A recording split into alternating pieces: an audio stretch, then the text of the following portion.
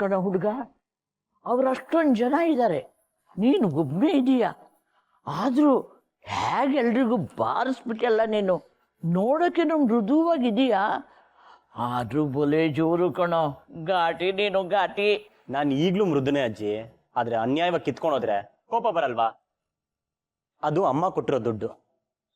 ಕಿತ್ಕೊಂಡು ಹೋಗೋದಲ್ದೆ ತಪ್ಪಾಗಿ ಮಾತಾಡ್ಬಿಟ್ರು. ಆದರೂ ಅವ್ರ ಜೊತೆಗೆ ಹೊಡೆದಾಡಕ್ಕೆ ಹೋಗಿದ್ದಿಲ್ಲ ನೀನು. ನಾನು ನೀನೆಲ್ಲ ಅವ್ರನ್ನ ಕಾಡಿ ಬೇಡಿ ದುಡ್ಡು ಇಸ್ಕೊಂಬರ್ತೀಯ ಅಂತ ಅಂದ್ಕೊಂಡಿದ್ದೆ. ನಾನು ಬರೋಷ್ಟರಲ್ಲಿ ಏನು ಹೊಡೆದಾಟನೇ ಶುರುವಾಗ್ಬಿಟ್ಟಿತ್ತು. ನಿಮ್ಗೆ ಭಯ ಅನ್ನಿಸ್ಲಿಲ್ವಾ? ಫಸ್ಟು ಕೇಳ್ಕೊಂಡೆ ಅಜ್ಜಿ, ಪ್ಲೀಸ್ ಪ್ಲೀಸ್ ಅಂತ ಬೇಡ್ಕೊಂಡೆ. ಆದರೆ ನನ್ನೇ ಆಟ ಆಡ್ಸೋಕೆ ಶುರು ಮಾಡ್ಬಿಟ್ರು.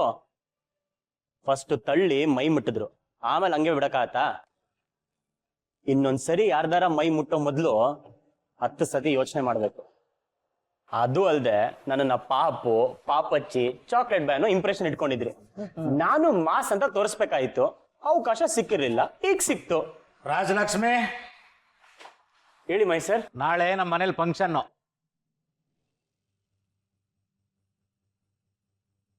ರಾಜಲಕ್ಷ್ಮಿ, ಕೈಯೇನು ಗಾಯ ಆಗಿದೆ?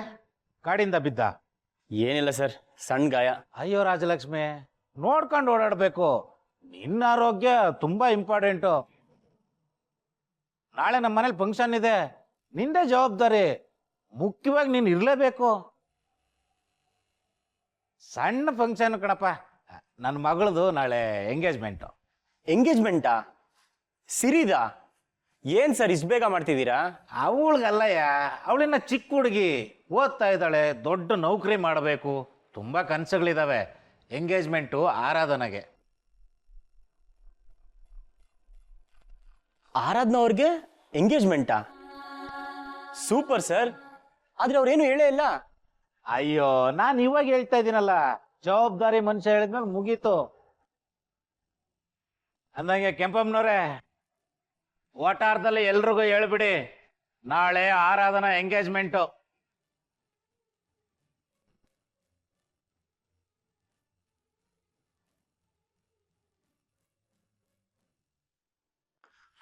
ನೋಡಿ ಅಜ್ಜಿ, ಆರಾಧನವ್ರ ಎಂಗೇಜ್ಮೆಂಟ್ ಅಂತೆ.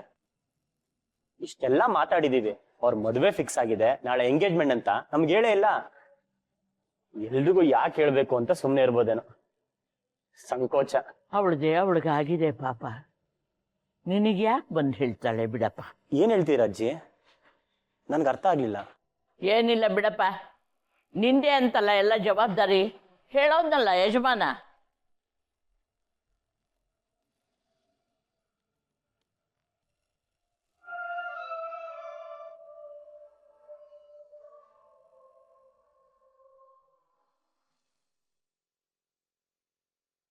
ಅಂತ ಸೀರಿಯಸ್ ಗಾಯನಲ್ಲ, ಒಂದಿನದಲ್ಲಿ ಕಡಿಮೆ ಆಗತ್ತೆ. ಆದ್ರೆ ನಾನು 1 ಲಕ್ಷ ಯಾವಾಗ ದುಡಿಯೋದು? ಏನಾರ ಒಂದು ಐಡಿಯಾ ಮಾಡಲೇಬೇಕು. ಈ 1 ಲಕ್ಷ ದುಡಿಯೋಷ್ಟರಲ್ಲಿ ಏನೇನೆಲ್ಲ ಎಕ್ಸ್ಪೀರಿಯನ್ಸ್ ಆಗುತ್ತೋ.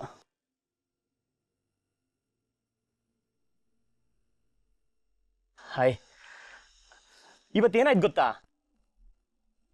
ಗೊತ್ತಾದ್ರೆ ಸುಳ್ಳು ಹೇಳ್ಬಿಡಿ ಅಂತೀರ.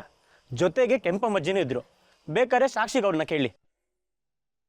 ನಾನು ಅಜ್ಜಿ ಹೋಗ್ತಿದ್ವಿ, ನಾನು ದುಡ್ಡು ಎಣಿಸ್ತಿದ್ದೆ, ಇಷ್ಟಿದೆ, ಇಷ್ಟು ಹೋಗುತ್ತೆ, ಇನ್ನೆಷ್ಟು ಟರ್ನ್ ಮಾಡ್ಬೇಕಂತ ಕ್ಯಾಲ್ಕುಲೇಟ್ ಮಾಡ್ಕೊಂಡು ಹೋಗ್ತಿದ್ರೆ ಇದ್ದಕ್ಕಿದ್ದಂಗೆ ಬೈಕ್ ಮೇಲೆ ಬಂದು ದುಡ್ಡು ಕಿತ್ಕೊಂಡು ಹೋಗ್ಬಿಡೋದ?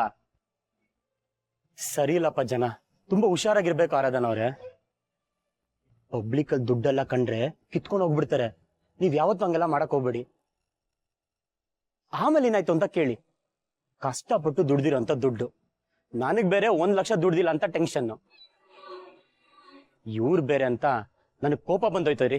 ನಾನು ಅವ್ರನ್ನ ಚೇಂಜ್ ಮಾಡ್ಕೊಂಡು ಹೋದೆ. ಅಲ್ಲಿ ನೋಡಿದ್ರೆ ಸುಮಾರು ಜನ ಕುತ್ಕೊಂಡಿದ್ರು. ಅದ್ರಲ್ಲಿಬ್ರು ದುಡ್ಡು ಕಿತ್ಕೊಂಡು ಹೋಗಿರೋರು, ಅದ್ರಲ್ಲೊಬ್ಬ ಲೀಡರ್ ತರ, ಕಿಂಗ್ ಆಫ್ ಗ್ಯಾಂಗ್. ಎಲ್ಲ ಕುಡಿದು ಬಿಟ್ಟಿದ್ದಾರೆ. ನಾನು ಒಳ್ಳೆ ಮಾತಲ್ಲಿ ಕೇಳಿದೆ, ಕಷ್ಟಪಟ್ಟು ದುಡ್ದಿರೋಂಥ ದುಡ್ಡು ಕೊಡಿ ಅಂತ. ಕೊಡಲ್ಲ ಅಂದ್ಬಿಡೋದ? ಸಾಲ್ದು ಅಂತ ತಳ್ಬಿಡೋದ? ನನಗೆ ಕೋಪ ಬಂತು. I stood up, I beat them black and blue. ಒಡ್ದೆ ಚೆಚ್ಚಾಕ್ಬಿಟ್ಟೆ.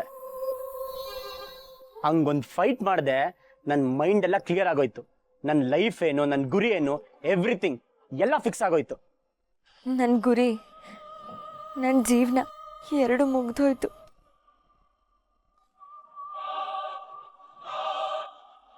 ಯಾಕ್ರಿ, ಏನಾಯ್ತು? ನಾನ್ ನೋಡಿದ್ರೆ ಫುಲ್ ಎಕ್ಸೈಟಲ್ಲಿ ಹೇಳ್ತಿದ್ದೀನಿ, ನೀವ್ ನೋಡಿದ್ರೆ ಗಾಳಿ ಹೋಗಿರೋ ಬಲೂನ್ ತರ ನಿಂತಿದ್ದೀರಾ. Anything wrong? ಏನಾದ್ರೂ ಹೆಲ್ಪ್ ಬೇಕಿದ್ರೆ ಕೇಳಿ, ನಂಗೆ ಎಷ್ಟೆಲ್ಲ ಹೆಲ್ಪ್ ಮಾಡಿದ್ದೀರಾ. ನಿಮ್ ಪ್ರಾಬ್ಲಮ್ನ ನಾನು ಸಾಲ್ವ್ ಮಾಡ್ತೀನಿ. ನನಗೀಗ ಫುಲ್ ಕಾನ್ಫಿಡೆನ್ಸ್ ಬಂದಿದೆ.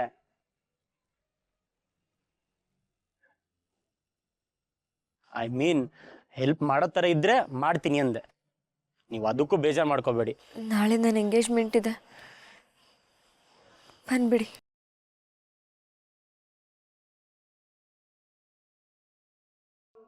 What happen?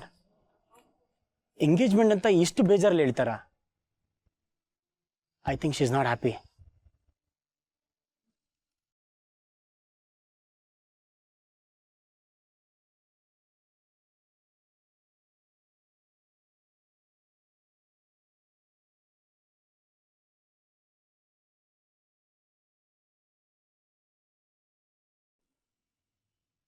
ಏನಾಯ್ತು ಬ್ರೋ, ಯಾಕೆ ಬೇಜಾರದಲ್ಲಿದ್ದೀಯಾ?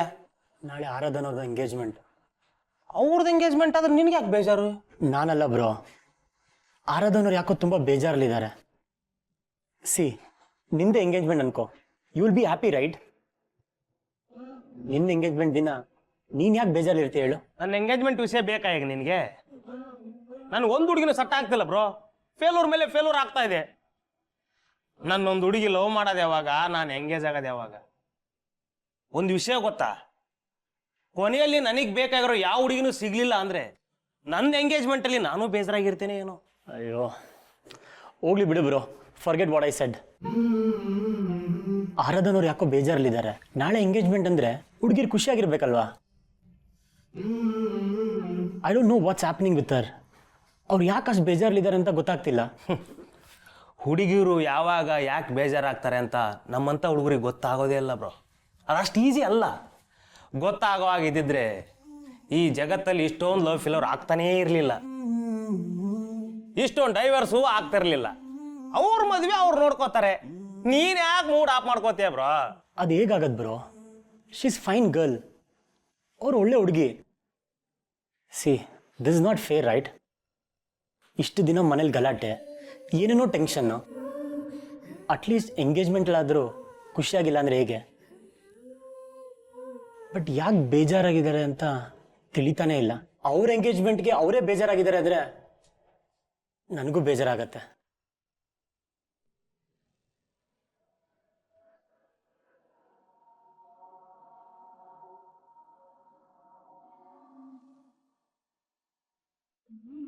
ಪುರೋಹಿತ್ರೆ, ಎಲ್ಲ ಕರೆಕ್ಟಾಗಿದೆ ಇಲ್ಲ ಒಂದ್ಸರಿ ಚೆಕ್ ಮಾಡ್ಕೊಬಿಡಿ. ಓ ಶಂಕರಣ್ಣ, ಚಂದ್ರಣ್ಣ ಬಂದ್ರಾ? ಹೆಂಗೆ ಅರೇಂಜ್ ಮಾಡಿದ್ದೀನಿ ನೋಡಿ. ಆಮೇಲೆ ಅದು ಹಂಗೆ ಮಾಡಿಲ್ಲ, ಇದು ಹಿಂಗೆ ಮಾಡಿಲ್ಲ ಅಂತ ಯಜಮಾನ್ತನ ತೋರ್ಸಕ್ಕೆ ಬರಬೇಡಿ. ಪುರೋಹಿತರು ಎಲ್ಲಿಂದ ಕರ್ಸಪ್ಪ? ಶಾಸ್ತ್ರನ ಹೆಂಗೆಂಗೋ ಮಾಡ್ಬಿಟ್ಟಾರೋ. ಹೆಂಗೆಂಗೋ ಅಂದ್ರೆ ಬೆಲ್ಲ ಎಷ್ಟು ಹಾಕ್ತೀವೋ ಅಷ್ಟು ಸಿಹಿ ಆಗುತ್ತೆ. ನೀನು ಹೇಳೋ ಥರ ಪುರೋಹಿತರನ್ನ ಕರ್ಕೊಬಂದ್ರೆ ಇಲ್ಲಿ ಜಾಸ್ತಿ ಕೊಡಬೇಕಾಗುತ್ತೆ. ಇವ್ರಿಗೇನಾಗಿದೆ, ಶಾಸ್ತ್ರ ಅದಾದ್ರೇನು ಇದಾದ್ರೇನು, ಇವೆಲ್ಲ ಮನುಷ್ಯರು ಮಾಡ್ಕೊಂಡಿರೋದು ಕಣೋ. ಮದುವೆ ಅನ್ನೋದು ಅಲ್ಲಿ ಡಿಸೈಡ್ ಮಾಡಿರ್ತಾರೆ. ನಾವಿಲ್ಲಿ ಬರೀ ಆರ ಬದಲಾಯಿಸ್ತೀವಿ, ತಾಳಿ ಕಟ್ತೀವಿ ಅಷ್ಟೇ. ಆಯ್ತು ಬಿಡಪ್ಪ, ನೀನು ಹೇಳಿದ್ದೇ ಸರಿ. ಸುಮ್ಮನೆ ಇರೋಕ್ಕಾಗಲ್ವ ನಿಂಗೆ? ಚಾಚಾ, ಹಂಗೇನು ಅಲ್ಲಪ್ಪ, ನೀವೆಲ್ಲ ನಮ್ಮವರೇ. ನಿಮ್ಮ ಮಗಳದೇ ಎಂಗೇಜ್ಮೆಂಟ್ ಅಂತ ಅನ್ಕೊಳ್ಳಿ. ಆಮೇಲೆ ಇಂಪಾರ್ಟೆಂಟು, ನೀವೆಲ್ಲ ಕೆಲಸ ಮಾಡಿಕೊಡ್ಬೇಕು. ಏನಾದರೂ ತಪ್ಪಿದ್ರೆ ಹೇಳ್ಬೇಕು, ಸರಿನಾ? ಪುರೋಹಿತ್ರೆ, ಅವ್ವ ಈ ಕಡೆ ಇಡಿ, ಹಣ್ಣು ಹಂಪ್ಲು ಇಲ್ಲಿಟ್ಕೊಳ್ಳಿ. ನಿಮ್ಮದೇ ಫಂಕ್ಷನು, ಏನಾದರೂ ತಪ್ಪಿದ್ರೆ ಹೇಳಿ ಅಂತಾನೆ. ಏನಾದರೂ ಹೇಳೋಕ್ಕೋದ್ರೆ ಹೇಳಿದ ಮಾತೇ ಕೇಳಲ್ಲ ಅವನು. ಏ, ಅವನ ಬಗ್ಗೆ ಗೊತ್ತು ನಿನಗೆ, ಆದರೂ ಮಾತಾಡ್ತೀಯ. ಹಿಂದೆ ತಪ್ಪು ಶಂಕರಣ್ಣ.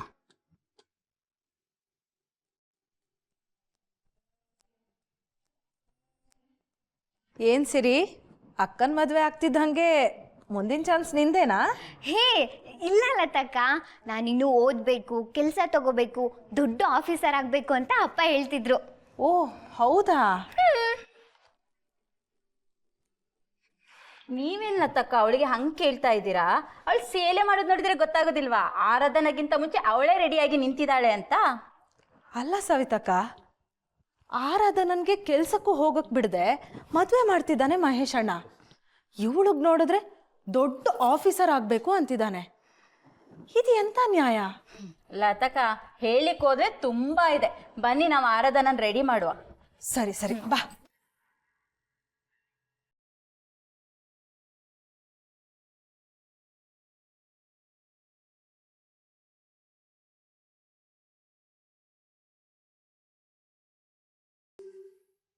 ಸ್ವಲ್ಪ ಹಾಕೊಳ್ಳೆ.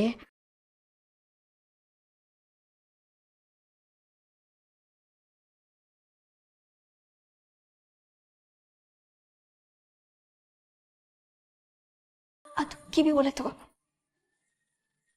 ರೇವತಕ್ಕ, ಹೀಗಂತೀನಿ ಅಂತ ಬೇಜಾರು ಮಾಡ್ಕೋಬೇಡ. ಸೀರೆ ಹಾಕೋ ಸ್ವಲ್ಪ ಸಿಂಪಲ್ ಆಯ್ತಲ್ವಾ? ನನ್ನ ಹತ್ರ ಇದೇ ಥರ ಸೀರೆಗಳಿರೋದು, ಇಲ್ಲಾಂದ್ರೆ ನಾನೇ ಕೊಡ್ತಾ ಇದ್ದೆ. ಇರೋದ್ರಲ್ಲೇ ಚೆನ್ನಾಗಿರೋ ಸೀರೆ ಉಡ್ಸಿದ್ದೀನಿ ಲತಾ. ಏನಮ್ಮ ರೇವತಿ, ಮಗು ಜೀವನ ಹಾಳು ಮಾಡಬೇಡ ಕಣೆ. ಆ ಹುಡುಗನ ಅವತಾರ ನಾನು ನೋಡಿದ್ದೀನಿ.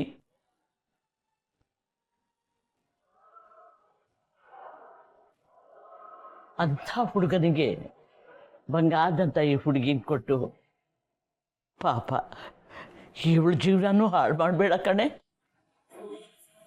ನನ್ನ ಕೈಲಿ ಏನಿದೆ ಅಜ್ಜಿ? ನನ್ನ ಮಾತು ಎಲ್ಲಿ ನಡೆಯುತ್ತೆ ಹೇಳಿ? ನೀನು ಸ್ವಲ್ಪ ಗಟ್ಟಿಯಾಗಬೇಕು ರೇವತಕ್ಕ. ಹೀಗೆ ಆದ್ರೆ ಆಗ್ತದಾ? ನೀನು ಸ್ವಲ್ಪ ಗಂಟಲು ತೆಗೆದು ಗಟ್ಟಿಯಾಗಿ ಮಾತಾಡಿದ್ರೆ ಗಂಡಸರು ಕೇಳ್ತಾರೆ.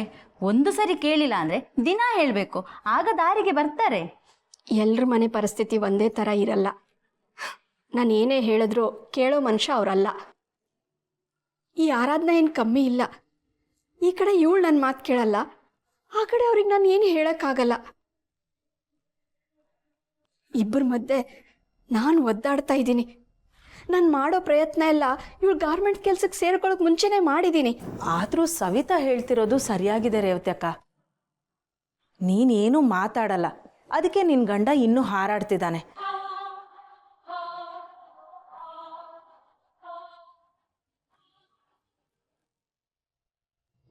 ಮನೇಲಿ ಹೆಂಗಸರು ಕಿರಿಕಿರಿ ಅಂತ ಶುರು ಮಾಡಿದ್ರೆ ಯಾವ ಗಂಡಸು ಕೇಳಲ್ಲ ಹೇಳು? 2 ದಿನ ಹಾರಾಡ್ತಾರೆ, ಆಮೇಲೆ ಹಾಳಾಗಿ ಹೋಗ್ಲಿ ಅಂತ ಹೆಂಡತಿ ಮಾತು ಕೇಳಕ್ಕೆ ಶುರು ಮಾಡ್ತಾರೆ. ನೀನು ಯಾವತ್ತೂ ಪ್ರಯತ್ನ ಪಟ್ಟಿಲ್ಲ ಅನ್ಸುತ್ತೆ, ಅದಕ್ಕೆ ಹೀಗಾಗಿರೋದು. ಇಲ್ಲ ಲತಾ, ಎಲ್ಲರ ಮನೆ ಕತೆನೇ ಬೇರೆ, ನನ್ನ ಮನೆ ಕತೆನೇ ಬೇರೆ. ಒಳ್ಳೆ ಮನುಷ್ಯನ ಹುಡುಗಿ ಇವಳು. ಚಿನ್ಕುಳ್ಳಿ ಥರ ಓಡಾಡ್ಕೊಂಡು ಮಾತಾಡ್ಕೊಂಡು ಇದ್ದವಳು. ಅಂಥವಳು ರೆಕ್ಕೆನ ಕತ್ತರಿಸೋಕೆ ನೋಡಿದ್ರೆ ದೇವರು ಒಳ್ಳೇದು ಮಾಡ್ತಾನ. ಒಳ್ಳೆ ಮನಸ್ಸಿರೋರ್ನ ಯಾವತ್ತೂ ದೇವರು ಕೈ ಬಿಡಲ್ಲ ಮಗಳೇ. ಬೇಜಾರು ಮಾಡ್ಕೋಬೇಡ, ದೇವರು ಖಂಡಿತ ದಾರಿ ತೋರಿಸ್ತಾನೆ. ಯಾವ ದೇವರು ನನ್ನ ಪಾಲಿಗಿಲ್ಲ ಅಜ್ಜಿ. ನಾನು ನಿಜವಾಗ್ಲೂ ಅನಿಷ್ಟಾನೆ.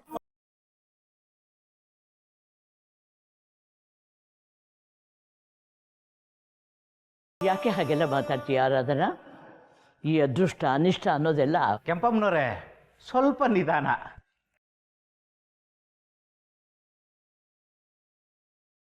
ನಿಧಾನಕ್ಕೆ ಮನೆ ಮುರಿರಿ. ಬರೀ ಇಂಥ ಕೆಲಸನೇ ಮಾಡ್ತಿರಲ್ಲ. ಹಿರೀಕರು, ವಯಸ್ಸಾಗಿದೆ, ಒಂದು ಸ್ವಲ್ಪನಾದರೂ ಒಳ್ಳೆ ಕೆಲಸ ಮಾಡಬೇಕಲ್ವಾ?